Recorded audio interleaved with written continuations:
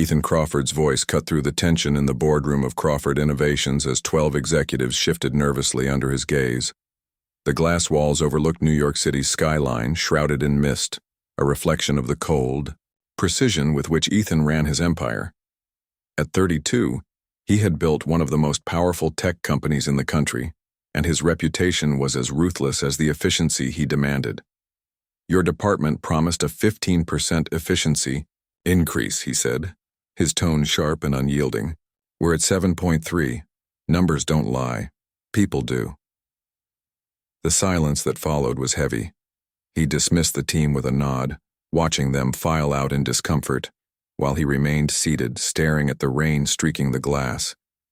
For just a moment, his reflection was not that of the immaculate billionaire, but of an 8-year-old boy abandoned in the driveway, watching his mother's car vanish forever. He blinked away the memory. Sentiment was a weakness. The private elevator carried him to his penthouse, opening directly into 5,000 square feet of minimalist luxury. Walls of glass looked out across the Hudson River. Voice-activated systems ran the space with clinical precision, and even the climate adjusted to his body temperature. Everything was perfect. Everything was silent. He loosened his tie and stepped into the kitchen, where a perfectly timed espresso awaited him. The house system spoke. "Good evening, Mr. Crawford. You have 3 messages." The first confirmed his meetings. The second updated him on investments. The third made him pause. "Mr. Crawford, this is Claire from Elite Staffing Solutions. I know the last 3 housekeepers didn't work out, but we've found someone who matches your requirements. Sophia Hayes has excellent references and is comfortable with minimal interaction. She can start tomorrow." Ethan frowned. His requirements were simple: work efficiently and leave him alone, yet no one seemed able to meet them. Still, he gave the order. Confirmed. Standard access protocols. The next morning at exactly 7:58 a.m., the elevator chimed, 2 minutes early, promising. When the doors opened, he saw her, Sophia Hayes, slender in a simple gray dress, chestnut, hair neatly pulled back, eyes a striking blend of green and gold. She didn't rush. She didn't fumble. She simply stood, composed and calm. "Mr. Crawford," she said in a voice soft yet steady. "I'm Sophia Hayes. I prefer Sophia." "Punctuality is appreciated, Ms. Hayes," Ethan replied, extending his hand. The instant their fingers touched, the lights flickered above them. A faint current passed between them, sharp enough to make him withdraw more quickly than he intended. "Static electricity," he muttered. Sophia smiled slightly. "Of course." As he showed her through the penthouse, he noticed the way she moved. Her footsteps made no sound across the polished hardwood. Her motions were precise, and every question she asked was direct and practical. Yet her eyes lingered on the 3 potted plants in his office, their leaves brittle and lifeless. "They're beyond saving," Ethan said flatly. "Dispose of them." "They're not dead yet," she murmured, her hand hovering over one of the leaves as though feeling something he could not. Sometimes things only need the right kind of attention. Before he could respond, his phone chimed with a weather alert. "Severe storm warning for New York City." "It will be worse than they're predicting," Sophia said calmly. Ethan raised an eyebrow. "The meteorological department uses advanced predictive algorithms." Her unusual eyes lifted to his, glowing faintly in the dim light. "Some things can't be calculated. The storm will hit hardest at midnight. You might want to reconsider your flight tomorrow morning."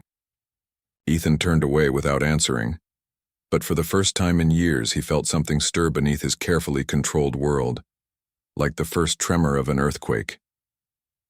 3 days passed after Sophia's arrival, and Ethan Crawford found himself unsettled in ways he could not explain. He was deep in quarterly projections when a steaming cup appeared at his elbow. He jolted, nearly knocking over his chair.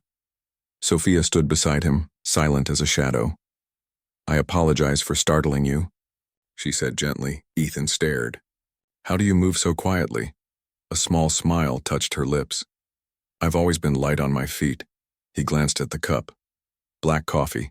with just the faintest trace of cinnamon, exactly what he wanted after 4 hours of spreadsheets. He hadn't told her, hadn't mentioned it aloud. "Thank you," he said, tasting it. The temperature was perfect. "But next time, announce yourself." "Of course." She turned toward the office door but paused by the plants he had ordered her to throw out. They now stood with small green shoots unfurling, color returning to their leaves. Ethan frowned. "How did you revive those? The automated system couldn't keep them alive." "Plants respond to attention, not just water and light," Sophia said softly. "Machines miss what living things need most." That night, Ethan found himself watching the security footage, fast-forwarding through the hours. She had watered the plants once, nothing more.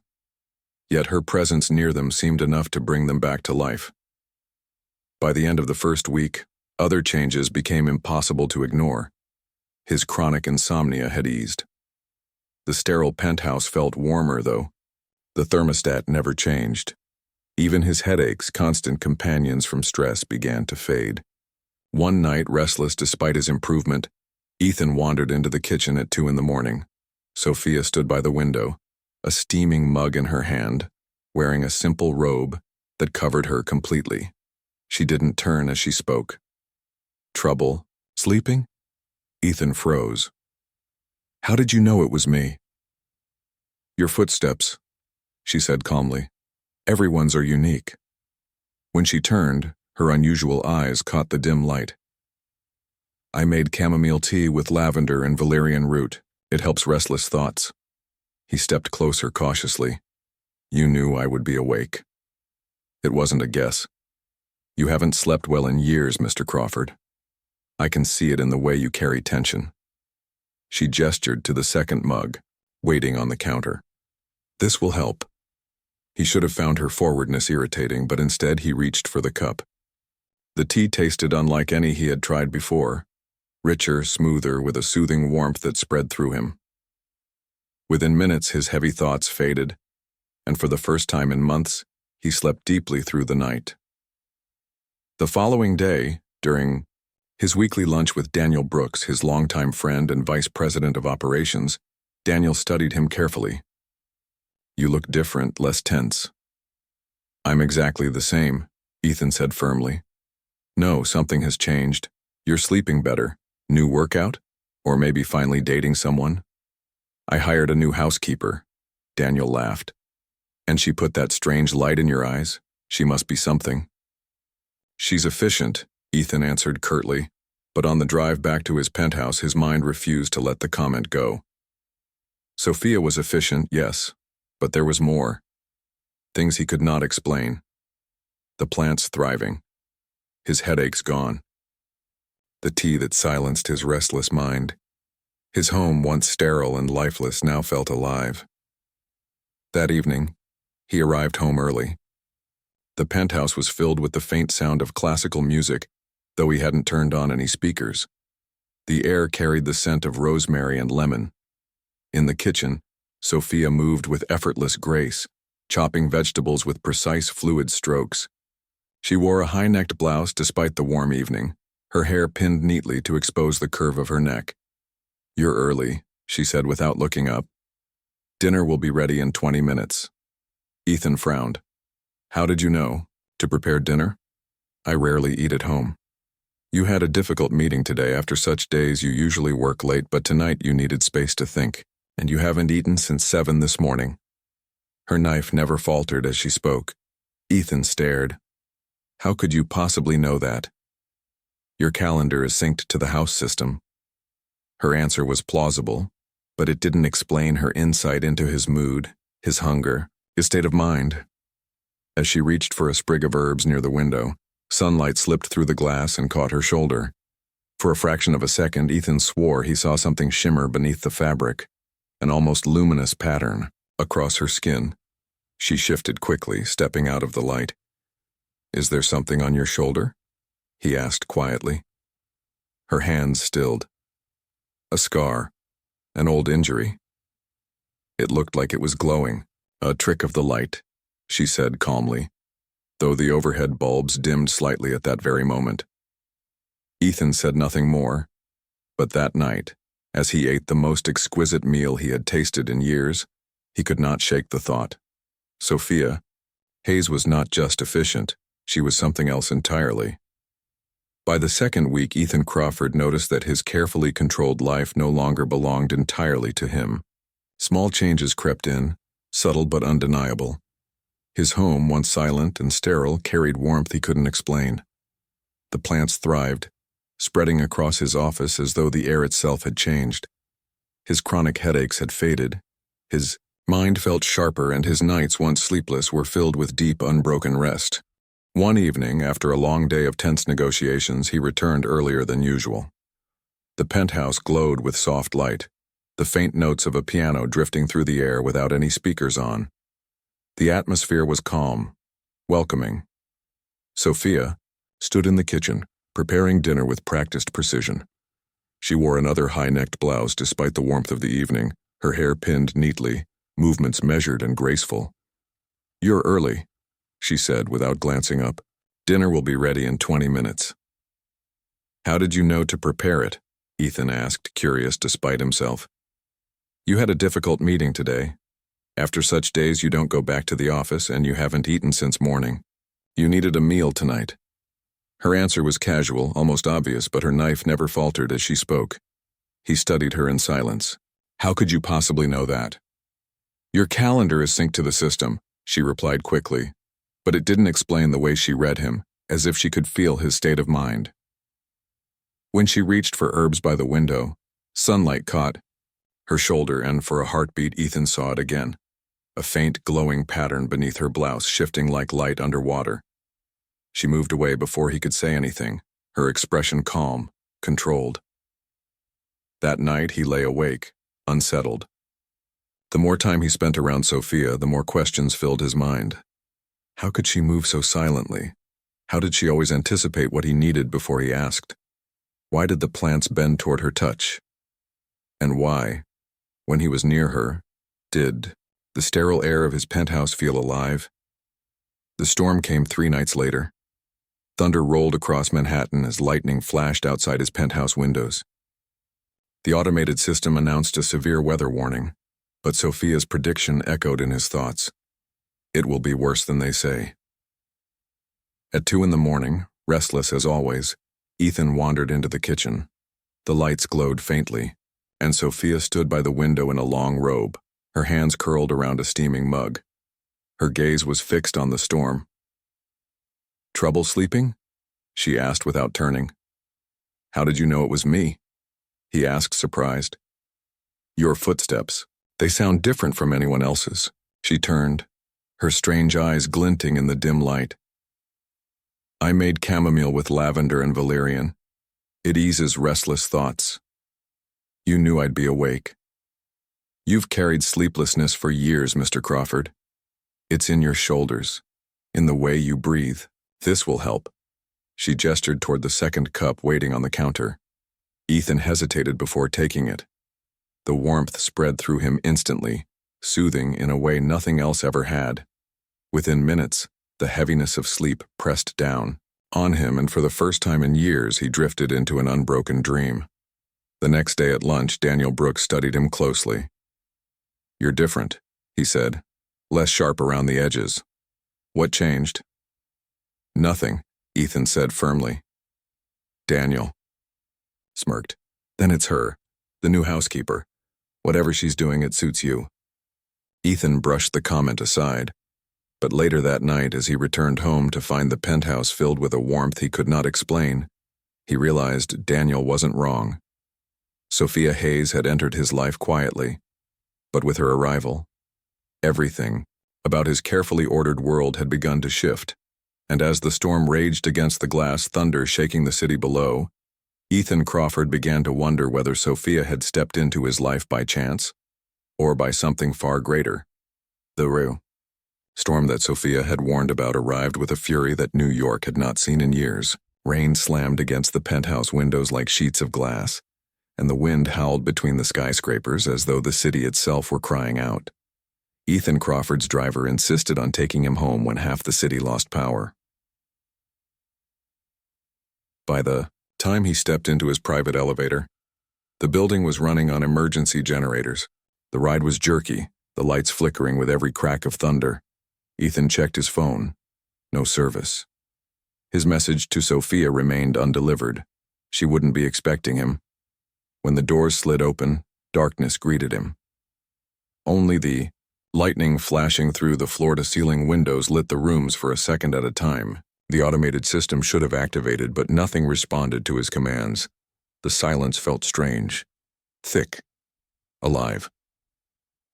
"Sophia," he called into the darkness. No reply.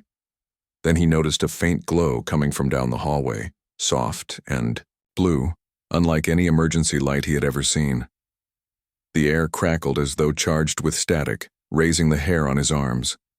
Slowly, cautiously, he followed it. Her door was ajar. The glow spilled through the crack in the frame, pulsing gently, like a heartbeat. Ethan pushed the door open, and the sight before him stole the breath from his chest. Sophia stood by the window, her back to him, caught in the storm's reflection. Her uniform clung to her, soaked through, and she was changing into dry clothes. She wore only a thin camisole now, her shoulders bare. But it was not her undress that froze Ethan in place. It was the scar. Across her right shoulder blade spread a pattern unlike anything he had ever seen, glowing with an internal light that pulsed in rhythm with the thunder outside. Intricate, fractal lines branched out like lightning captured beneath her skin, flowing down her spine and across her shoulder. A bolt of lightning split the sky at that moment, filling the room with blinding white. The glowing scar flared brilliantly, refracting prismatic rainbows across the walls and ceiling, transforming the space into something unearthly. Sophia gasped and spun around. Their eyes met. For an instant, time itself seemed to stop. Her pupils expanded, swallowing the green and gold until her eyes reflected the same strange luminescence as the scar. The air between them grew heavy, electric, charged with energy neither of them could control. Ethan couldn't move. He couldn't speak. Then the light faded as the storm clouds shifted, plunging the room back into shadow.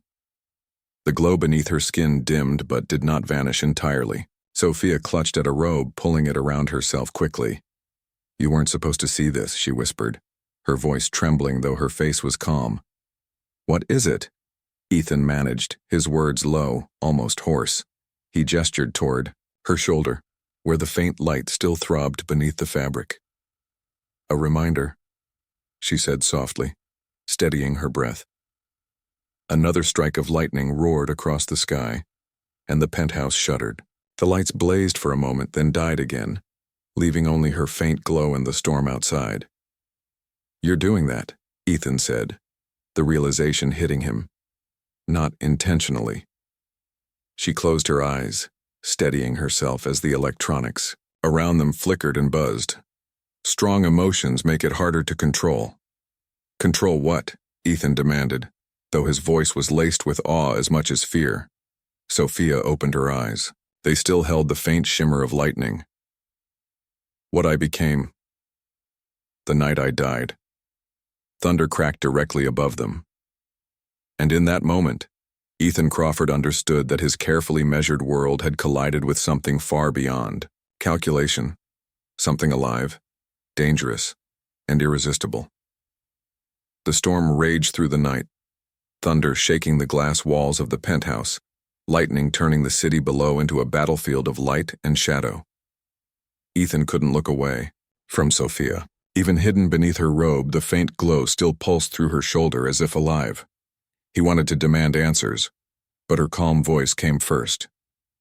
"We all carry scars, Mr. Crawford. Some just happen to be more visible." The words only deepened his confusion. "That's not just a scar. I saw it. It was alive." Sophia's expression remained composed, though her hands trembled faintly as she tied her robe tighter. "You wouldn't believe me if I told you." "I just watched. You light up a room during a thunderstorm," Ethan said sharply. "Believe me, I'll believe anything right now." For a long moment she said nothing, her gaze fixed on the storm outside. Finally, she drew a slow breath. 3 years ago, I was struck by lightning." Ethan stared, his mind racing. Was leading an environmental study. She continued, her voice steady but distant, as if pulling the words from a place she'd buried. We were testing wetlands near a chemical plant. I found evidence of contamination, poison seeping into the groundwater. It would have destroyed the community if it wasn't stopped. But exposing the truth threatened powerful people. They silenced me, discredited me, accused me of falsifying data, said I had mental instability. She gave a bitter smile. They even claimed I fabricated it all because I was infatuated with my mentor. It was the perfect way to destroy me. The storm rattled the glass, echoing her words. That day, she went on, I was collecting samples alone. The sky was clear when I started, but the storm came fast like this one. The lightning struck directly. My heart stopped for 3 minutes and 17 seconds. When the paramedics revived me, I wasn't the same. Ethan listened in silence, his scientific mind grappling with every detail. And the scar? The scar is where the lightning entered. It left more than just a mark. She looked down at her hands, flexing her fingers as faint threads of blue light sparked between them before vanishing. It changed something inside me. I became connected to energy, to storms, to things most people never notice. At first I thought I was losing my mind, but it wasn't madness, it was transformation. Ethan's chest tightened. He wanted to dismiss it as delusion, but he had seen too much to deny it. So all of this, the plant's reviving, my headache's gone, the way you move without sound, the way you always know what I need. It's not deliberate, Sophia said quickly. I don't choose it. Living things respond to me now. The closer they are, the stronger the effect. Ethan glanced at his office, remembering the brittle plants now alive and thriving. He thought of the first night he'd slept without insomnia in years. He looked back at her, struggling to put it into words. You've been healing me. Not healing. Not exactly. Just influencing, accelerating, balancing. I can't control all of it. And the storms. She stopped, her eyes flickering with light as thunder cracked overhead. The storms, feel me. They come when I'm unsteady. They grow stronger when I lose control. Another flash of lightning split the sky, filling the penthouse with blinding light. The glow beneath her robe flared again, spilling through the fabric, alive and untamed. Ethan's voice was low, almost reverent. You're not just different, Sophia. You're impossible. She met his gaze, her eyes glowing faintly, fierce and vulnerable all at once. I'm dangerous. Outside, the storm howled as if answering her.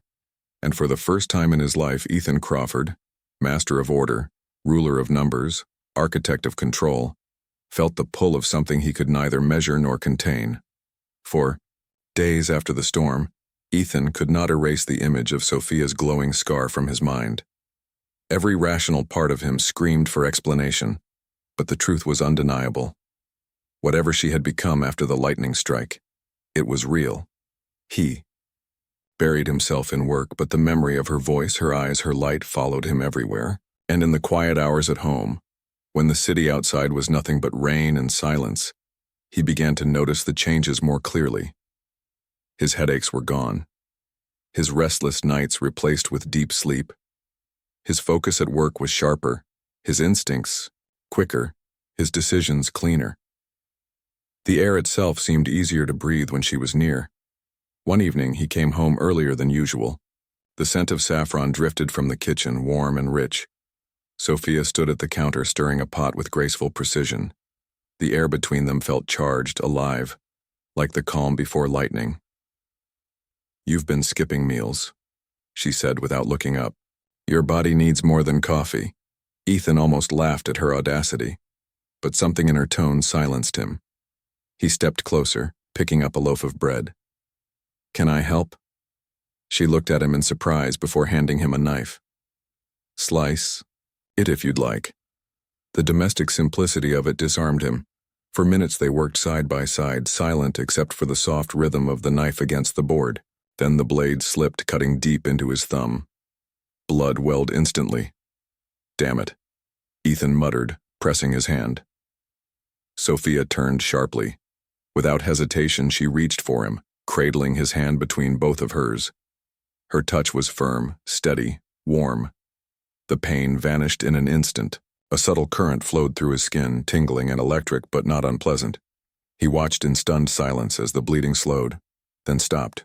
The cut remained, but already it looked faint, as though days had passed instead of seconds. Ethan pulled his hand back slowly, staring at it. "What did you just do?"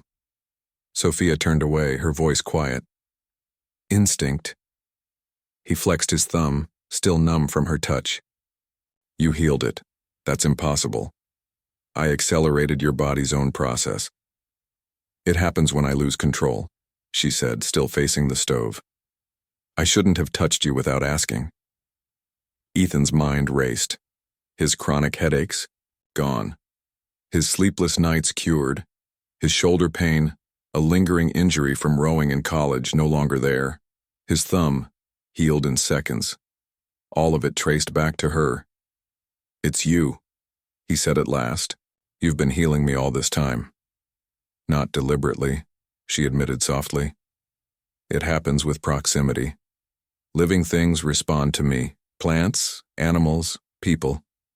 The closer you are, the more you feel it." Ethan stepped closer, his voice low but firm. "And you thought you could hide this from me?" She turned then, her strange eyes luminous in the low kitchen light, filled with both strength and fear. "Would you have believed me without seeing it yourself?" He didn't answer. The truth was clear. He would never have believed her. Even now, his rational mind clawed for explanations, but his instincts, sharpened by her presence, whispered something else. Something beyond logic. The stew bubbled gently between them, the aroma filling the room. Sophia set 2 bowls on the table, her hands steady again. "Sit, eat. Your body needs to replace what it lost." Ethan sat slowly, but his eyes never left her. His hand still tingled where she had touched him. The cut on his thumb was already fading into a thin pink line. And for the first time in years, Ethan Crawford felt a fear he could not name. Not fear of her. Fear of what she was awakening in him. The days following Sophia's revelation passed in uneasy silence. Ethan buried himself in work, but the questions consumed him. He couldn't forget the way her hands had healed his wound, the way her presence had changed his body, his sleep, his very mind. And he couldn't ignore how much he wanted to understand her. When the invitation to the annual Innovation for Earth Gala arrived, he almost declined. In the past, he had sent generous donations and avoided the event, preferring the solitude of his office to the false smiles of industry leaders. But this year felt different. Something inside him told him not to go alone. That evening, he found Sophia tending to plants on the penthouse balcony.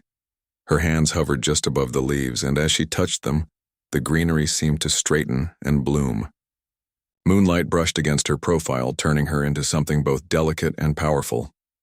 "There's a charity event this weekend," Ethan said suddenly. "The Innovation for Earth Gala. I want you to attend with me." Sophia froze, her hand resting against a vine. "As what? Your guest or your date?" "As my guest," Ethan said carefully. She looked away, her movements suddenly tense. "I can't. People from my old life will be there, people who still believe the lies about me." "All the more reason to go," Ethan pressed.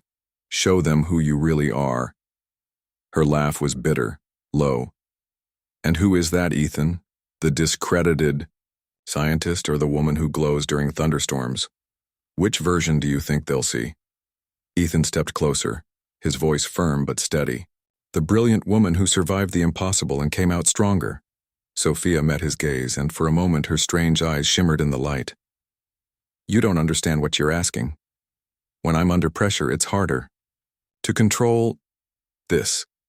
She gestured to her shoulder where, even beneath her blouse, the faintest glow flickered. "We'll manage," Ethan said, surprising himself with the certainty in his voice. "I'm very good at deflecting attention." She searched his face looking for doubt, but his resolve did not waver. Finally, she whispered, "Why are you doing this?" His answer came without hesitation, "Because you shouldn't have to hide who you are." When the night of the gala arrived, the New York Museum of Art had been transformed into an eco-futurist wonderland. Living walls of greenery framed interactive displays while crystal chandeliers bathed the grand hall in gold. Industry titans and investors filled the space with chatter and ambition. Ethan entered with Sophia by his side. She wore a midnight blue gown with a cleverly draped wrap that covered her shoulders without drawing attention. Her hair was swept up elegantly, her movements graceful but cautious. "Breathe," Ethan murmured as they stepped inside. "No one's watching us. Not yet," she whispered. But then her gaze froze across the room. A tall man with silver-streaked hair stood by a display, surrounded by investors. His presence commanding, her voice dropped to a whisper. "Richard Donovan, my former mentor. He led the campaign that destroyed me." Before Ethan could respond, Donovan turned, his eyes locking onto them. He smiled thinly and strode forward, hand extended. "Ethan, Crawford. Didn't expect to see you here in person. Usually you just send a check." Ethan shook his hand coolly. "I've taken a more active interest this year." Donovan's gaze shifted to Sophia, and recognition dawned. "Sophia Hayes. Well, this is unexpected." His smile sharpened, his words edged with cruelty. "Last I heard, you were struggling after your accident." "I recovered," Sophia replied evenly, her spine straight, her eyes unwavering. "Evidently," Donovan said smoothly, glancing between them. "And now you're what exactly? Crawford's companion?" Before Sophia could answer, Ethan stepped forward, his voice clipped and precise. "Ms. Hayes consults on environmental impact for Crawford Innovations. Her expertise has been invaluable." The lie slid effortlessly from his lips, but it had the effect he intended, creating a context that demanded respect. Donovan's smile faltered for just a fraction of a second. Then, with forced charm, he said, "How interesting, especially given the circumstances of her departure from the field." Sophia's hands trembled slightly, the champagne in her glass quivering. Above them, the lights flickered once. Ethan noticed, and his voice hardened. "I find first-hand accounts far more reliable than gossip. Perhaps Sophia can refresh my memory." Her voice was steady, though the storm inside her was rising. "My findings showed contamination. They buried them, and they buried me." The lights above dimmed again. A tray of glasses rattled as a server stumbled. Donovan's smile tightened, calculation flashing in his eyes. "Well, let's not bore anyone with old disputes. Enjoy your evening." He slipped away, but Ethan could feel his gaze lingering. Sophia's wrap had shifted slightly, and a faint blue glow pulsed at the edge of her shoulder. She clutched the fabric tighter. "I need air." Ethan guided her onto the balcony, where the city spread beneath them, glittering against the night sky. She braced herself against the railing, her breath uneven, small arcs of blue light flickering between her fingers. "I shouldn't have come," she whispered. "I'm glad you did." Ethan's voice was quiet but sure. "You don't have to hide, not tonight." She turned to him then, her eyes glowing faintly, her presence electric. And in that moment, as the city pulsed with life around them, Ethan Crawford realized something had shifted. He was no longer just protecting her. He was standing with her. The ride home from the gala was silent, but the silence was not empty. The air between them vibrated with something unspoken, a current neither of them could ignore. Sophia sat with her hands folded tightly in her lap, the faint glow of her scar hidden beneath the wrap. Ethan stole glances at her reflection in the dark window, his mind replaying every moment of the evening. The cruelty in Donovan's smile, the steadiness in Sophia's voice, the way the lights dimmed when her emotions surged. When they stepped into the elevator, the confined space amplified the energy between them. Neither spoke, but Ethan could feel it. The magnetic pull, the subtle hum, as though even the air responded to their presence together. By the time the elevator doors opened into his penthouse, His pulse was unsteady. Inside, the automated system failed to respond. The lights remained off. Only the pale glow from Sophia's shoulder lit their path through the apartment.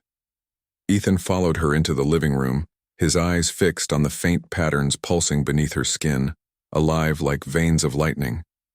She removed her wrap and let it fall, no longer trying to hide. "What happened tonight?" Ethan asked finally. His voice was low, but the weight of it filled the room. Sophia turned to him, the storm in her eyes undeniable. "The connection between us is strengthening." "Connection?" "Energy flows," she explained, her voice trembling with both fear and honesty.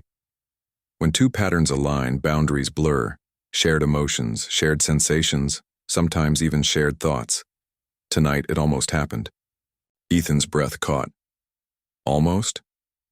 "When we danced," she said softly. "You felt it, didn't you? For a moment, you weren't just holding me. You were me." He froze. The memory came rushing back, the strange shift, the disorienting flash when he saw himself through her eyes. The warmth of her hand, the nervous strength she carried. He hadn't imagined it. "Yes," he admitted. "I felt it." Sophia's eyes glowed faintly, reflecting the silver light of the moon. "It's accelerating faster than I expected. Proximity makes it stronger, and soon distance won't matter at all." Ethan stepped closer, his voice steady but edged with awe. "And that frightens you." "It should frighten you too," she whispered. "Imagine being so connected to another person that you can't tell where you end and they begin. That's what this is becoming. It doesn't just touch your body. It touches your soul." The air thickened between them. Around them, the plants leaned closer, leaves stretching toward her as though pulled by invisible threads. Even the candles she had lit earlier seemed to burn taller, brighter, feeding off her presence. Ethan's rational mind told him to step back, to keep distance, to protect himself from the unknown. But something deeper drew him forward, something older and stronger than logic. "I don't care what this is," he said at last. "I only know it's real." Sophia's gaze flickered with both longing and sorrow. "You think it's simple, but everything around me is affected. Plants, animals, storms, people. And the closer you get, the more it will change you." "Then let it," Ethan said. His words came from somewhere deeper than reason, spoken with the certainty of a man who had built an empire on data, but was finally surrendering to something unexplainable. For a long moment they stood there, the world outside lost to the storm of energy between them. Then, without touching, without moving closer, they both felt it. The threads connecting them, invisible yet undeniable, binding them in ways neither of them had ever known. Sophia closed her eyes, her voice breaking into a whisper. "You don't understand. Once this bond is complete, there's no undoing it." Ethan's reply was simple, resolute. "Then maybe I don't want to undo it." Ethan Crawford had built his empire on precision, profit, and control. Every decision he made was calculated, every risk weighed, every outcome measured. But in the weeks after the gala, he found himself questioning everything. Sophia's words lingered. "Imagine being so connected to another person that you can't tell where you end and they begin." He was already there. When she was calm, he felt clarity. When she was troubled, his chest grew heavy, and when she smiled, the world itself seemed to shift, brighter, easier to breathe. The moment of reckoning came in the boardroom. A proposal lay on the table, one that promised a fortune, a chemical partnership with Donovan's corporation. On paper, the numbers were flawless. Massive returns, industry dominance, long-term control of vital resources. Ethan should have accepted instantly, but the reports Sophia had once written, the contamination she had fought to expose, echoed in his mind. As the executives waited for his decision, Ethan stared at the glowing skyline beyond the glass. For the first time, profit felt small compared to consequence. He saw Sophia's eyes in his mind, fierce and unyielding, the night she told Donovan the truth. "No," Ethan said firmly. The room fell silent. This partnership ends today, he continued, his voice steady and final. We don't build empires on poison, not anymore. Find another path. The executives exchanged bewildered glances, but no one dared to challenge him. Ethan signed the termination order, sliding the contract away. For the first time in his career, he had chosen integrity over profit. And it felt right. That evening, as the city drowned in another storm, Ethan returned home to Sophia. She stood, by the window, watching the rain slash against the glass. Lightning illuminated her face, and for a moment he thought she looked almost otherworldly. You ended the deal, she said softly. He studied her, surprised. How did you know? I felt it, she whispered. Your choice, your certainty. It rippled through me like it was my own. The words struck him like thunder. Their bond had deepened again. She wasn't just in his thoughts, she was inside his decisions, his emotions, his soul. Outside, the storm intensified, lightning branching across the sky in violent webs. The penthouse lights flickered, electronics buzzing as the building trembled. Sophia clutched the railing, her body glowing faintly beneath her blouse, the scar alive with the rhythm of the storm. It's too strong, she gasped, her voice shaking. When my emotions surge, the storms respond. And right now it's tied to you, to us. The wind roared against the glass, thunder crashing like cannon fire. Rain pounded harder, and in the distance, transformers sparked, plunging parts of the city into darkness. Ethan stepped forward, gripping her shoulders firmly. Then control it. Use me if you have to. Anchor yourself. Sophia's eyes locked onto his, glowing with a fierce blue light. You don't understand. I can't control this anymore. The storm is inside me now, and it's growing.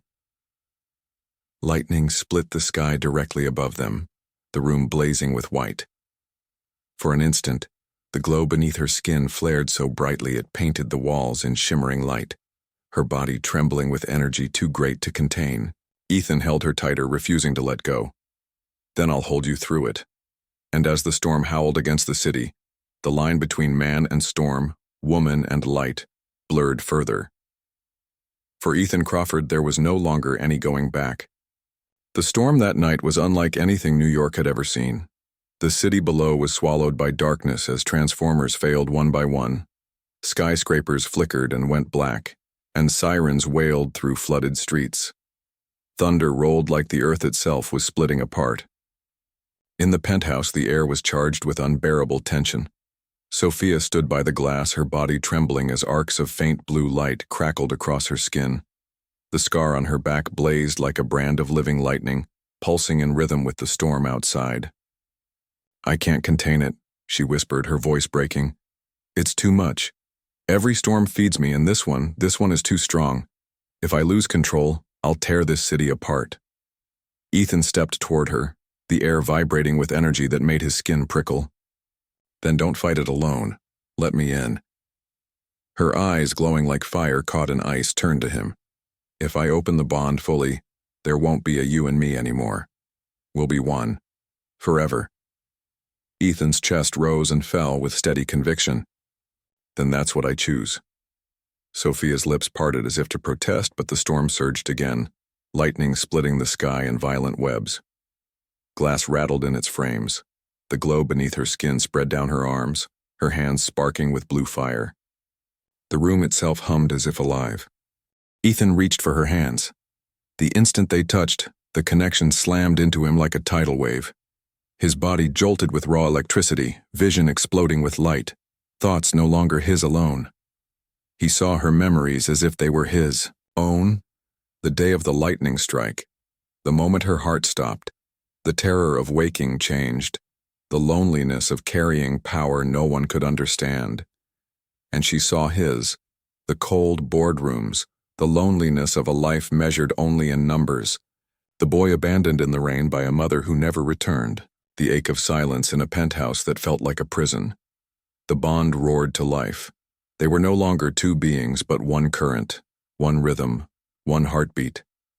The storm outside bent to them, thunder crashing in time with their pulse, lightning branching as if answering their call. The glass walls of the penthouse glowed with refracted light, the skyline bathed in an electric dawn born not from the sun, but from them.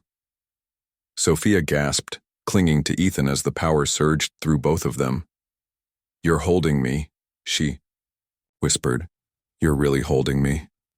"I'll never let go," Ethan said, his voice rough but certain. "Not now. Not ever." The storm reached its peak, howling around the tower, but inside the penthouse something shifted. The violent energy softened, no longer wild and destructive, but pulsing steady, alive, like a living heartbeat. The plants on the balcony stretched, tall and green candles reignited, the entire space breathing with renewed life. When the lightning finally faded and the thunder rolled away into the distance, silence returned to the city. Power grids flickered back to life. The storm was over, but in the penthouse something far greater had begun. Sophia collapsed against Ethan's chest, her glow dimming but not vanishing, now pulsing faintly in harmony with his own heartbeat. Ethan held her tightly, knowing that the bond was no longer something they could deny or control. It had chosen them both. For the first time in his life, Ethan Crawford's world was no longer built on control, or numbers, or power. It was built on her, on them, on the storm they had become together, and he knew with absolute certainty there was no turning back.